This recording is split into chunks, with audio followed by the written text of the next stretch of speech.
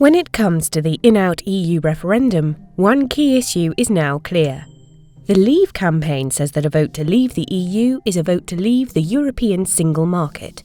What does this mean? What is the single market anyway, and why does it matter? It all boils down to the difference between a single market and the suggested alternative, a free trade agreement, and why this matters for the people of the UK. If the UK just traded goods, one could argue there isn't that much difference, and if there is a small cost, it may be a cost worth paying. But with services, it is a different story. Services include anything you can't touch, such as health and education, but also things like advertising, high-tech consultancy, entertainment, tourism, the list goes on and on. In fact, more than 8 out of every 10 of all our jobs are in the services sector.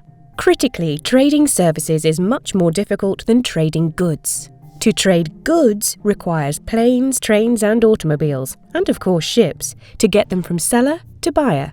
It can be done from a distance. But to trade services usually requires more. Businesses may need to set up shops and offices overseas, and people may need to travel to be able to buy and sell the services. And here the difference between a single market and a free trade area is much bigger. To see why, let's start with why trade and access to a large market is a good idea in the first place. If there is just one country, everything has to be sold and bought in that country. Trade between 28 countries allows more buyers and more sellers. It allows people to specialise in what they're best at, leading to greater choice and opportunity. Economists on both sides agree that this drives prosperity. It's an idea as old as Adam Smith, the father of economics, who wrote about the wealth of nations in 1776. This was what Margaret Thatcher had in mind for the EU, to be a large, single market, a level playing field that allows Brits and British companies to compete. And when it comes to services, we happen to be good at it. The UK sells £21 billion more services to Europe than we buy from them. And for every pound spent on British services, British workers have added more value to those services than a pound spent on British goods. And that's what ultimately matters for British prosperity. So, what does a single market need? 1.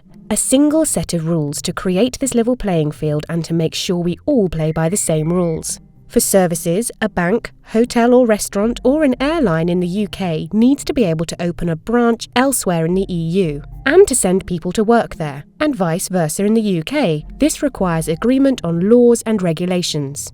One of the key rules for services is free movement of people. For some people, this is the most important issue. But crucially, as a member of the single market, the UK does have a say in the making of the rules.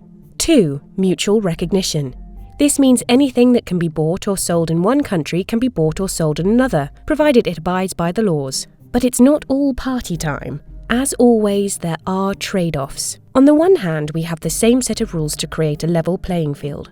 On the other, we might not like having to accept all of the rules. They may intrude on our daily life, and we are limited in our right to make up our own rules. Now, some may argue that the price of abiding by the rules is simply not worth paying. So let's look at the suggested alternative, a free trade agreement. Here it is also agreed that no taxes, tariffs or other barriers will be placed on goods that are traded within that area. There are lots of free trade agreements all around the world. It's fair to say that the UK, as one of the world's largest economies, could negotiate free trade deals with the rest of Europe and, in time, other major trading partners. And let's say, for argument's sake, that it does this relatively quickly. There is one big piece missing, the services sector. For services, there are no comprehensive free trade deals in place between major countries anywhere in the world. Why? Because a comprehensive deal on services trade needs a single set of rules, which includes free movement of capital and people. One thing we can be fairly sure about is that the EU will always make up the rules for the EU, whether the UK is inside or out. This gives us a choice. We can remain in the EU and have a say in setting the rules for the single market and be free to trade services. Or we can leave the EU and set our own rules but not be able to freely trade all of our services. What we cannot have is setting our own rules and freely trading services. You cannot be a single market by setting up trade barriers. As Adam Smith observed over 200 years ago, the size of the market matters a lot.